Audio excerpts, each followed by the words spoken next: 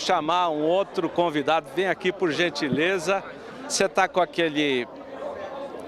aqui, o Eduardo Bastos, que ele é o diretor, o CEO de uma empresa que eu confesso ouvi pouco, mas eu tenho certeza que ela será muito bem ouvida, que é MyCarbon, que se fizermos a tradução literal significa meu carbono.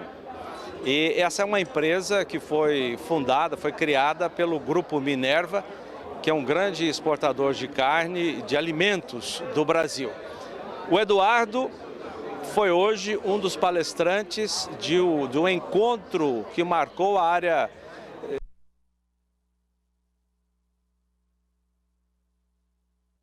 que são as oportunidades advindas do crédito de carbono. Vamos tentar esclarecer, eu acredito que não vai ser possível em tão pouco tempo, porque eu tenho milhões de dúvidas, tenho algumas certezas, mas milhões de dúvidas sobre esse assunto. Eu acredito que o produtor que pode ser beneficiado com essa venda de crédito de carbono tem dúvidas também.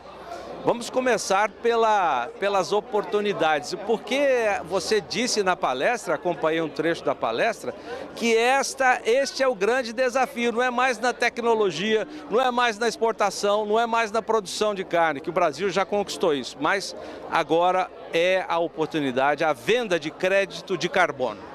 Sim, bom, obrigado, né? Obrigado pela oportunidade, a gentileza, né, das palavras. Sem sombra de dúvida, nós estamos falando aqui de um mercado. O mercado de carbono ano passado movimentou quase 900 bilhões de dólares. Então a discussão aqui é se o agro, a pecuária vai querer entrar nesse mercado ou não, e a gente entende que sim, deveria entrar. O Brasil tem um potencial gigantesco, notadamente na parte de recuperação de pastagens degradadas. Então, ao recuperar a pastagem degradada, ao investir em genética, melhoramento mesmo do próprio pasto, do manejo, antecipar o abate do animal, todas essas tecnologias trazem um ganho de produtividade, potencialmente rentabilidade, e o carbono ele vem de brinde. Essa é a verdade que a gente tem. O carbono vem de brinde. Ah, você entendeu, né? Entendeu? Ótimo. Podemos encerrar a entrevista? Acho que não, hein? Acho que não. Como é que ele pode vir de brinde? O que o pecuarista tem que fazer? Ele já sabe que para recuperar o pasto ele tem que fazer investimentos, tem que melhorar o solo, fazer análise de solo. São técnicas que ele já está habituado a fazer, né? E tem espaço demais para ele fazer essa recuperação. Agora, como é que esse brinde vem? O ponto aqui, o principal formador de matéria de carbono no mundo é matéria orgânica, né? Então a matéria orgânica que está no solo, quando ela é mineralizada, ou seja, quando ela se transforma em humus, né? A gente comenta muito do humus, né? A gente falava, não, terra de humus, terra preta, terra de minhoca, isso tudo é terra umificada, é carbono. Então colocar matéria orgânica no solo é colocar carbono, e esse carbono tem um valor. Então, sim, diretamente ele tem um valor. O ponto aqui é que, ao colocar matéria orgânica, a gente está adicionando capacidade produtiva, de retenção de nutriente, retenção de água. Um solo que tem mais matéria orgânica, ele aguenta mais seca. Um solo que tem mais matéria orgânica, ele retém mais nutriente, as plantas se desenvolvem mais. O capim se desenvolvendo mais, o boi ganha mais peso. A gente tem uma melhor conversão, a vaca tem um melhor desmame. Então, assim, você tem uma série de impactos diretos e indiretos com essa agenda de carbono. E a verdade é que agora, com essa vinda do mercado, o que a gente tem é uma possível remuneração também por essa tonelada de carbono. Quer dizer, uma tonelada de carbono equivale a um crédito de carbono, e essa tonelada é que a gente comercializa no mercado. Muito bem. E como é que o pecuarista, o produtor, o agricultor, acho que pode também comercializar os seus créditos? Como é que ele contabiliza esse crédito de carbono? Nos meus 100 hectares eu consegui contabilizar tantas toneladas de crédito de carbono e vou vender. Quanto está a tonelada hoje no mercado internacional? É isso, esse é o interessante, que a gente cria o que a gente chama de linha de base, ou seja, a gente chega na fazenda de 100 hectares, por exemplo, e diz, olha, hoje tem aqui um estoque de 6 toneladas de carbono. A gente faz recuperação de pastagem, põe uma seca, faz um programa de nutrição melhorado, melhora a genética do animal. Tudo isso acaba levando, por exemplo, a um acúmulo de 6 para 10, ou seja, eu ganhei 4 toneladas. Aí eu converto... Esse acúmulo, você fala nos resíduos que ficam no solo, a matéria orgânica que fica no solo? Exatamente, eu faço essa conta do acúmulo. Por exemplo, se eu tiver um animal que vai ser abatido mais cedo, ele tem uma melhor genética, ou o manejo foi melhorado, eu tenho uma emissão naquela vida útil do animal que, ao reduzir a vida útil, eu reduzo também a emissão. São diferentes fontes de crédito de carbono, diferentes valores de crédito de carbono, mas todos eles computam para o mercado. Então, se eu estiver respondendo, né, a tua pergunta do valor... Como fazer o cálculo? A gente faz esse cálculo através de metodologias já validadas aqui no Brasil, co-validadas por Embrapa, por universidades. Então, tem várias universidades no Brasil trabalhando com isso. Exalc, Viçosa, UFMG, Estadual de Ponta Grossa, Federal de Santa Maria, Unesp. Então, assim, várias universidades, Embrapa, trabalhando para esses protocolos agronômicos e zootécnicos para converter. Uma vez que eu converti, cada perfil de carbono tem um valor. Carbono de floresta, que eu posso desmatar e não desmato, vale em média $10 a tonelada. Carbono de agricultura, carbono de pecuária, carbono de sistemas integrados, $20 a tonelada. E carbono de floresta nativa plantada, se eu pegar 100 hectares e plantar cerrado de novo, vale $30 a tonelada.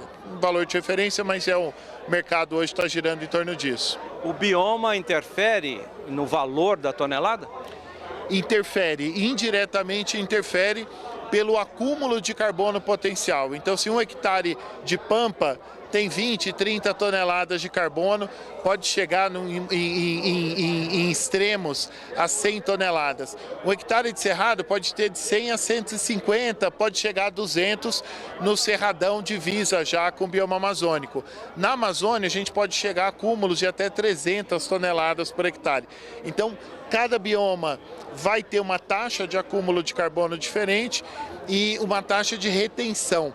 Quanto mais arenoso o solo, mais rápido é perdido o carbono. Quanto mais argiloso, mais rápido recupera e fica ali mais estável. Então, tem essas diferenças, mas em geral esse é a ideia aqui. E esse acúmulo de crédito, de carbono, né? O crédito vem depois. Esse acúmulo de carbono que gera essas toneladas e esse valor, é medido num ano, em que período?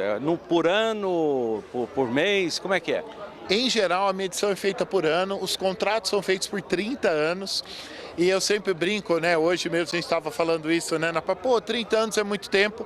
Nós estamos na edição 88 da feira. Eu imagino que quem criou lá atrás, né, que se falasse 30 anos, talvez achasse muito, 88, quase 3 vezes isso. Então, assim, geralmente os contratos são feitos por 30 anos e as medições são feitas a cada 1 ano, em alguns casos a cada 2. Em sistemas mais estáveis, a cada 2 anos. Em floresta, por exemplo, você consegue fazer a cada 3 anos. Bom, você falou aí do faturamento, o quanto que movimenta esse carbono, eu já perdi o número aqui, gostaria que você repetisse. E de que maneira o produtor foi remunerado nessa quantia que você vai dizer para a gente? 865 bilhões de dólares, bilhões. Até agora? Isso é metade, no ano passado, só no ano passado. Isso é metade do PIB brasileiro. É importante a gente ter essa dimensão, porque muita gente pergunta, né? Bom, mas o mercado vai dar certo? O mercado é maior do que o PIB de qualquer país da América Latina, exceto o Brasil. Então, assim, é um mercado gigantesco. O desafio, o agro não tem 1% desse mercado. boa parte desse mercado está ligado à energia, transporte, a troca de combustível fóssil por combustível renovável. O desafio que a gente tem aqui, a oportunidade, é ter até 25% desse mercado, que deve chegar a 1 tri. Então, estou falando de 250 bilhões de dólares, é mais do que o PIB da cadeia pecuária, só para dar uma dimensão aqui. Mas esse é o potencial que a gente tem para atingir e, obviamente, distribuindo esse valor, mas particularmente para o produtor, porque o carbono pertence ao dono da terra. Então, o dono da terra que gera esse carbono, ele fica com boa parte desse valor, a maior parte. Precisa contratar uma empresa para fazer esses contratos, né, com alguém que vai pagar isso, é isso? É isso, ele pode começar contratando, por exemplo, pedindo ajuda, não é nem contratando, uma entidade local ou nacional, por exemplo, uma Embrapa, para fazer de maneira gratuita uma medição dessa pegada original, mas aí se ele quiser submeter um projeto para construir, para gerar o crédito, aí sim ele precisa desse apoio de uma empresa que vai ajudá-lo nisso. Por que o Grupo Minerva fundou essa empresa, a MyCarbon? Bom, a Minerva é uma empresa pioneira, né, em vários temas de sustentabilidade. Hoje é a maior exportadora de carne da América Latina, né, 2 em cada 10 bifes exportados da América Latina saem da empresa Minerva. Então, tem essa pegada muito importante de rastreabilidade, de bem-estar animal, e era meio normal, né, a gente enxergando as oportunidades do mercado de carbono, poder trabalhar com o pecuarista para ajudá-lo a aumentar essa produtividade, a melhorar a qualidade da carne, mas também descarbonizar. É uma demanda de mercados importantes que o Brasil tem, né, 30 e poucos por cento, quase 1/3 da exportação brasileira de carne vai para a China. A China é um país que está super preocupado com isso, muita gente acha que é só a Europa, não é só a Europa. China está preocupado, Estados Unidos está preocupado, o Chile está preocupado. Então, assim, a gente tem muitos países que estão hoje querendo esses produtos, empresas querendo esses produtos, e a gente, como um grande exportador, entendeu isso de maneira muito clara e estamos devolvendo tanto na pecuária, mas também fora dela. Então a gente tem projeto em agricultura, em floresta, em vários outros setores, mas obviamente o nosso berço aqui é a pecuária. Muito bem, Eduardo Bastos, que é o diretor executivo, CEO da MyCarbon, conversando com a gente. Ele fez palestra hoje no evento científico, técnico desta Exposebu, 88 anos. Muito obrigado pela sua entrevista. Parabéns pela palestra, viu? Obrigado, eu que agradeço. Muito obrigado. Contem conosco.